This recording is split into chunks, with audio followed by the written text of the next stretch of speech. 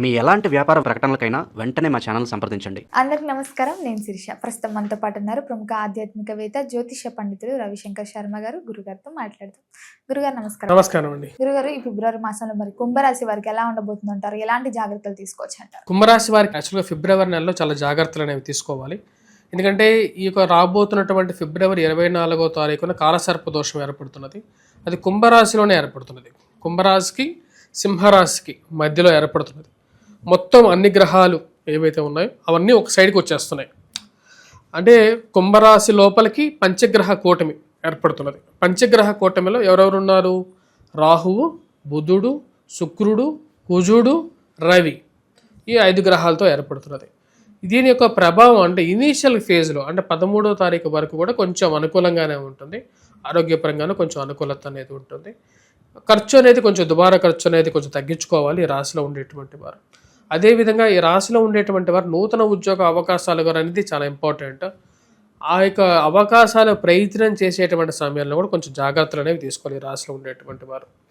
ఈ రాశిలో ఉండేటువంటి వారు జన్మరాశులకి 13వ తారీఖున రవిగ్రహ సంచారం, దాని తర్వాత ఫస్ట్ వచ్చినప్పటికీ ద్విగ్రహ కూటమి, దాని తర్వాత 3 గ్రహాలు కలిసినటువంటి త్రిగ్రహ కూటమి, చతుర్గ్రహ కూటమి, పంచగ్రహ కూటమి, అలా 1 by 1 ఏర్పడుతూ ఉంటాయి. 24వ తారీఖుకి పంచగ్రహ కూటమి ఏర్పడుతుంది. ఈ రాశిలో ఉండేటువంటి వారు మెయిన్గా వచ్చేటప్పటికి ఆరోగ్యపరంగా జాగ్రత్తలు తీసుకోవాలి.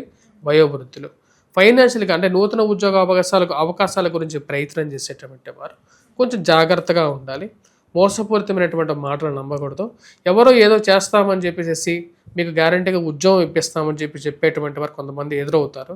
వాళ్ళ గురించి అసలు నమ్మద్దు వాళ్ళ మాటలు. మీ స్వయం కృషి, మీ యొక్క తెలివితేటలు మీకు ఎలాగైనా సరే ఉద్యోగాన్ని తెప్పించబడతాయి. కాకపోతే ఎవరో ఏదో ఇప్పిస్తామని చెప్పి డబ్బులు తీసుకునేటువంటి వారు కూడా ఎదురవుతూ ఉంటారు అన్నమాట. అలాంటి వారికి అసలు దూరంగా ఉండటం అనేది చాలా మంచి సమయం, మంచిదన్నమాట. ఈ రాశిలో ఉండేటువంటి వారు మెయిన్గా దుబారా ఖర్చు నుంచి దూరంగా ఉండండి. ఎందుకంటే అనవసరమైనటువంటి ఇన్వెస్ట్మెంట్స్, స్పెక్యులేషన్స్లో, స్టాక్ మార్కెట్లో ఇన్వెస్ట్మెంట్స్ అనేవి తగ్గించుకోవాలి. కాబట్టి అదొకటి మెయిన్. దాంతోపాటు ఈ రాశిలో ఉండేటువంటి వారు దూర ప్రాంత ప్రయాణ సంబంధితమైన విషయాల్లో కొంచెం జాగ్రత్తగా ఉండాలి. దూర ప్రాంత ప్రయాణ విషయాల్లో కూడా మీకు విలువైనటువంటి ఆభరణాలు అంటే మెయిన్గా జ్యువెలరీ కానీ, గోల్డ్ జ్యువెలరీ కానీ, సిల్వర్ జ్యువెలరీ కానీ వెళ్ళేటప్పుడు ఎప్పుడైనా సరే దూరంగా ప్రయాణం చేసేటప్పుడు కూడా ఇంటికి కూడా సరైనటువంటి తాళాలు వేసుకోవటం, ఇంట్లో కూడా దొంగతనాలు జరగడానికి కూడా అవకాశాలు కూడా ఎక్కువగా ఉన్నాయి. సో మనీ లూజ్ అవడానికి అవకాశం ఉంటుంది. శారీరకమైనటువంటి ఆరోగ్యపరంగానూ జాగ్రత్తలు తీసుకోవాలి. ఈ రాశిలో ఉండేటువంటి వారికి పంచమంలో ఉన్నటువంటి గురువు యోగాన్ని ఇవ్వగలుగుతున్నాడు.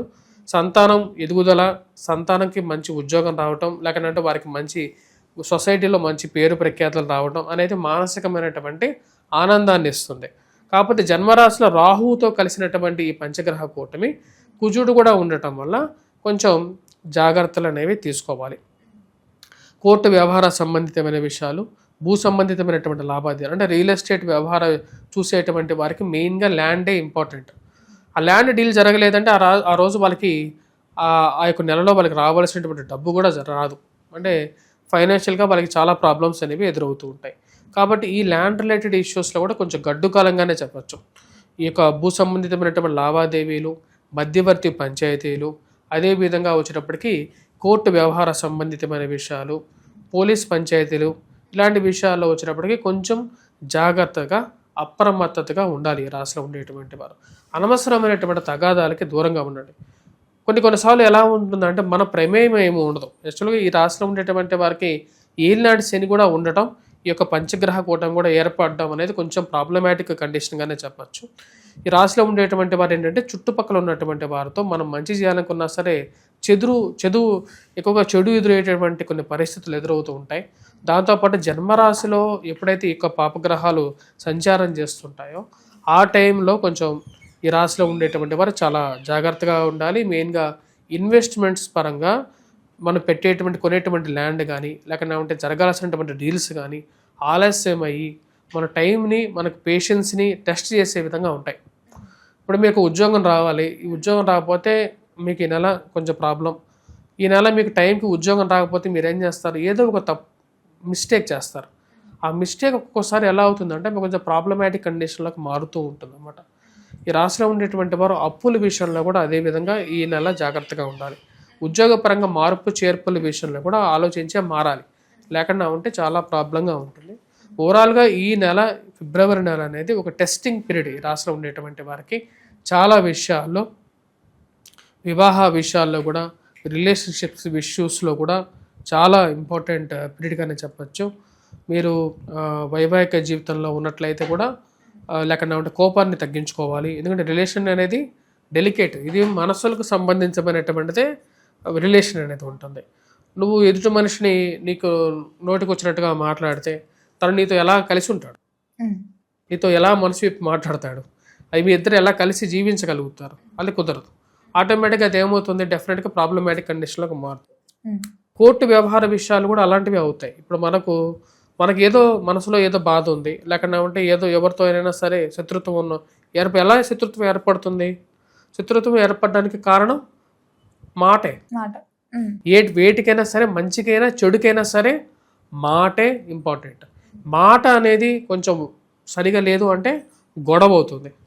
ఇప్పుడు ఆ గొడవ ఆటోమేటిక్గా ఏమవుతుంది, గొడవ పెద్దదవుతుంది, కోర్టు వ్యవహారాలు వెళ్తాయి, దాని తర్వాత ఇవన్నీ అవుతాయి. అదేవిధంగా అప్పులు కూడా అలాంటివి అన్నమాట. అప్పులు మన లిమిటెడ్ కంట్రోల్లో లేకపోతే మన ఎక్స్పెండిచరు ఆటోమేటిక్గా ఏమవుతుంది, నీ యొక్క ఎక్స్పెండిచరు పెరిగితే అప్పులుగా మారి అప్పులు కుటుంబాన్ని నాశనం చేసే విధంగా ఉంటాయి.